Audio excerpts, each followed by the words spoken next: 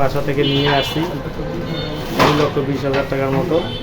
এই টাকাটা আমার পিছনের পকেটে ছিল, কিন্তু যেহেতু আমার এখানে ওরা যখন আমাকে হামলা করছে কেউ ছিল না, এরা পিছন থেকে আমার টাকাটাও বের করে নিচ্ছে এবং লাঠি ছোটা দিয়ে হয়তো আমার ঘাড়, পিঠ, মাথায়। টাকাটা মূলত কে বের করে নিচ্ছে?